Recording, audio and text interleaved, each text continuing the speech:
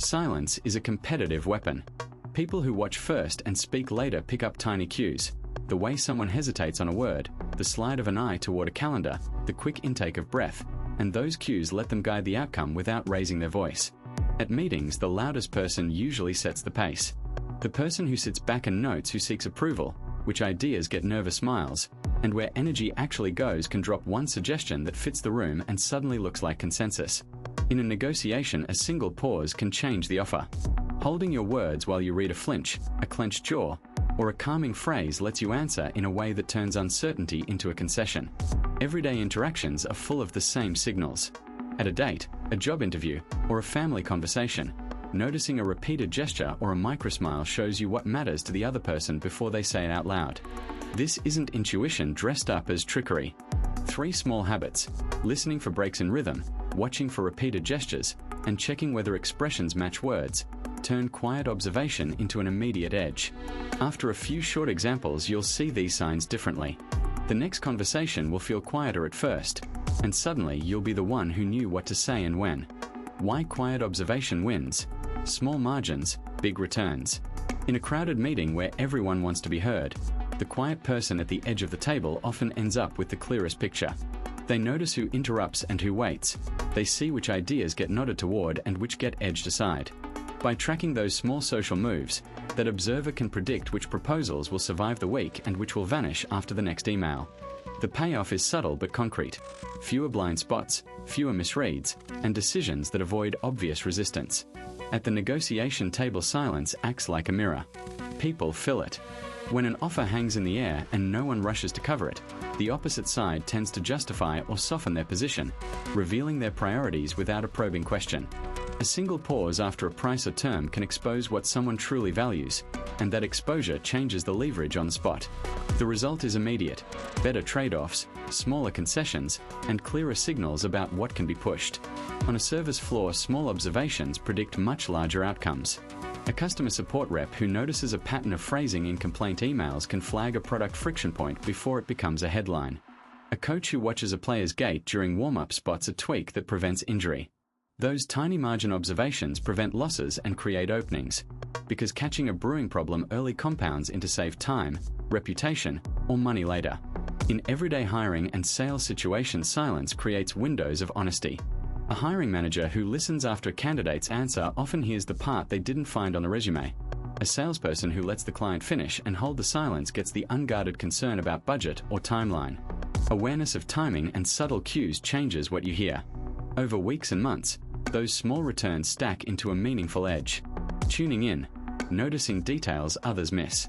A damp umbrella left in the lobby signals someone came in from the rain.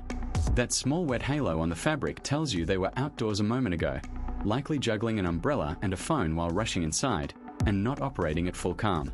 In a meeting, that single detail explains clipped answers and quick exits, changing the way you read pauses and eye contact. When other people miss it, they treat the brusqueness as attitude instead of context. A faint scuff at the edge of a smartphone case reveals how a person habitually handles their things. The location and direction of the wear mean the phone is usually slid into a tight pocket or knocked against keys, which in turn points to a person who moves hurriedly or multitasks a lot.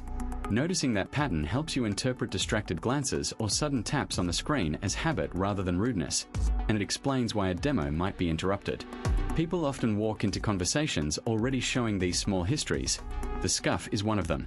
The cling of coffee on a lapel carries more than aroma.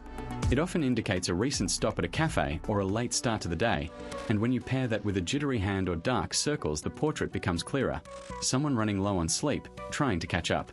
That combination shifts the meaning of impatience and gives context to short answers, which is exactly what others miss when they focus only on the words. Smells are subtle data points that add immediate texture to what's already visible. A folded corner in a contract and a different ink color in the margin send separate signals that combine into a story. The dog-eared page reveals which section drew attention first. The blue pen slashed through a paragraph while black ink added a note elsewhere. Together they show multiple readers or multiple review stages. Those cues let you weight which comments are reactive and which are authoritative without asking who read what. People rarely check for this. They keep talking as if every page is equally seen. A chair pushed back and a hand drumming on the table create tension before a sentence begins. Negative space, posture, and micro-movements are honest. A person who angles their body away or keeps a clenched jaw is processing defensively, while someone who leans forward with open palms is primed to engage. Reading those signs lets you interpret resistance, urgency, or openness in real time, turning a roomful of gestures into a set of likely causes rather than guesses. When others miss these subtleties, you gain an immediate, quietly earned edge. Reading context over signals, making sense of situations. Facial expressions, posture, and tone tell you something, but they rarely tell you everything. In a crowded hiring process, for example, a candidate who avoids eye contact might be nervous, culturally reserved, or simply reading a long list of questions on a tablet. Knowing who else is in the room and how the interviewer framed the task helps you separate nervousness from evasiveness. Short. Because context filters meaning, you stop mistaking discomfort for deception. A hurried yes can look like agreement on the surface. In a contract discussion, a partner might agree quickly because they're pressed for time, because a superior is waiting outside the door, or because previous concessions set up a pattern of rapid concessions. Recognizing those surrounding pressures prevents you from assuming genuine buy-in. Short. When you grasp the pressures around a response, you avoid losing leverage you didn't know you had. People in public spaces send mixed signals that get louder when a crowd gets involved. If someone lingers near a store entrance that could be loitering, picking up an order, or waiting for a friend, adding context such as time of day, whether they're glancing at merchandise, or how long they've been there changes the meaning dramatically and directs an appropriate reaction. Short. Context keeps reactions proportional. Silence in a meeting feels like a blank, but it is rarely empty. In multinational teams, quiet pauses might be a cue to reflect, a cultural norm of deference, or a sign that someone is translating internally. Noticing who tends to speak first, who defers eye contact, and how agendas have been set earlier in the session helps you interpret silence as thought, resistance, or simple habit. Short. Reading those background cues reduces misreadings and smooths collaboration. The art of staying silent, timing, boundaries, and impact. Silence in a conversation often creates pressure to fill the gap. It makes people reveal more than they planned. In a job interview, for example, a pause after a vague answer can lead the interviewer to elaborate worries or give away what they really value. That extra information comes because most people prefer to ease discomfort by talking, and the silence acts like a gentle prod that draws out unsaid details. When a heated text thread is met with no immediate reply, escalation often stalls. It cools the moment. Parents who stop answering a provocation from a teenager typically see fewer retaliatory messages than those who respond in kind, because the immediate emotional trigger has nothing to latch onto. Therapists use the same effect. A well-placed quiet lets a client think deeper and sometimes surface the real issue without the therapist trying to steer the conversation. In negotiations, timing a pause right after an offer frequently yields more information. The other side tends to clarify, justify, or improve their position when silence sits between statements. A salesperson who names a price and then holds still often hears added benefits from the buyer, or a concession, because people fill that void to avoid awkwardness. Cultural context matters here too. In some cultures, silence signals respect and agreement, while in others it creates urgent pressure to speak, and that difference changes the outcome. Silence changes how people judge competence and intent. Pauses paired with steady eye contact and relaxed posture usually read as thoughtful and confident, and they persuade others to treat the speaker as measured and in control. But empty, abrupt silence without signaling can come off as cold or evasive, which pushes people away instead of drawing them in. In mediation or a meeting, the same quiet that extracts truth in one moment can create mistrust in another, so the impact depends on surrounding cues and the pattern of when and how long the silence is used. Everyday case studies. How observation changes outcomes. A pause at the checkout often signals more than slow decision-making. In one grocery store, a cashier noticed a customer repeatedly sliding their hand into a large tote while talking about coupons, and instead of raising an alarm, they asked if the customer needed a bag. That brief, low-key question revealed a forgotten receipt and avoided an awkward confrontation. The moment ended quietly. Because the cashier picked up on the hesitation and the hand movement, loss was prevented and the customer left without embarrassment. A patient saying "first am fine" while fiddling with a wedding ring creates a small mismatch that matters. A family doctor caught that fidgeting and the clipped answers, so she paused routine testing to listen to sleep and appetite complaints, which led to addressing stress and medication side effects rather than chasing unrelated symptoms. The result was a different treatment plan. Because the clinician observed the behavioral cue, a potential cycle of repeated tests and misdiagnosis was broken. A room that suddenly goes quiet sends a louder signal than a complaint. In a product meeting, a usually talkative designer started sending one-line emails and sitting silent at the table, prompting a team lead to pull them aside for a casual check-in, where scheduling pressure and a looming personal obligation came up and were then eased by reshuffling priorities. The immediate tension eased. Because the manager noticed the withdrawal early, burnout was averted and the timeline stayed on track. A commuter's tightened jaw toward an unattended bag can shift a crowded platform's energy. Staff who noticed repeated glances called over security, who cordoned off a small area and discovered a forgotten lunch rather than a threat, allowing the rush to continue without panic. The platform returned to normal within minutes. Because someone responded to that subtle vigilance, a small oversight didn't become a chaotic evacuation. A buyer's eyes flicking to the contract's small print can end a deal before it starts. At a car dealership, a salesperson saw that micromovement, slowed down the pitch, and explained financing in plain terms instead of pushing incentives, which converted skepticism into a confident signature.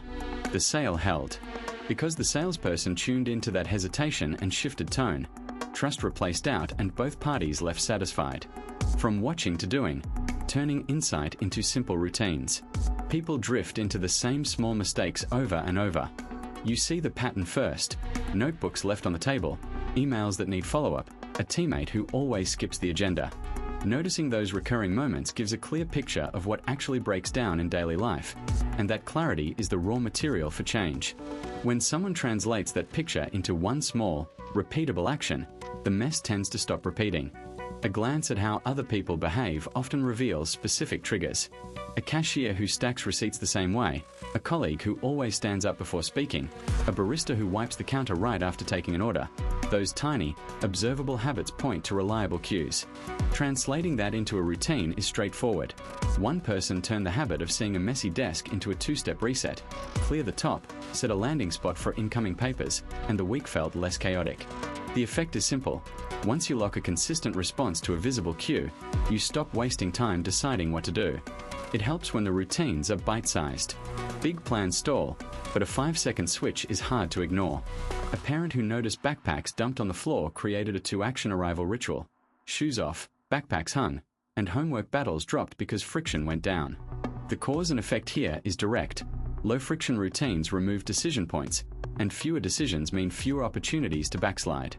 Watching others gives you concrete options to copy and tweak. A salesperson observed that short, personalized subject lines got replies and then developed a one-line template opener to use consistently. A software tester who tracked the most common failure mode added a single checklist item before each release. Those small, repeatable moves don't promise dramatic change overnight, but they make positive outcomes far more likely by turning insight into a predictable, low-effort response. You ever catch yourself jumping to conclusions? Silent observation is simple. Notice small signals like eye contact, posture, and a tap pen. Pause before answering, and use those clues to predict responses so your next move is based on evidence, not assumption. In a crowded meeting, it feels like everyone is talking at once. When you pay attention to who people look to for approval, who leans forward when a topic matters, or who checks their phone when budgets come up, you can tell who influences decisions and pick the moments and people that actually move things forward. If you've watched this far, you're already trying something different.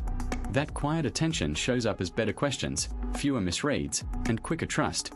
If this landed for you, joining the channel will let you catch the follow-up videos where we break down live interactions and short exercises to try in real situations. Imagine walking into your next conversation 2 steps ahead. Keep observing and noting patterns. Those small pauses add up into a real, immediate edge. We'll be posting negotiation clips, customer calls, and everyday examples to practice with. So thanks for staying with me and see you in the next one.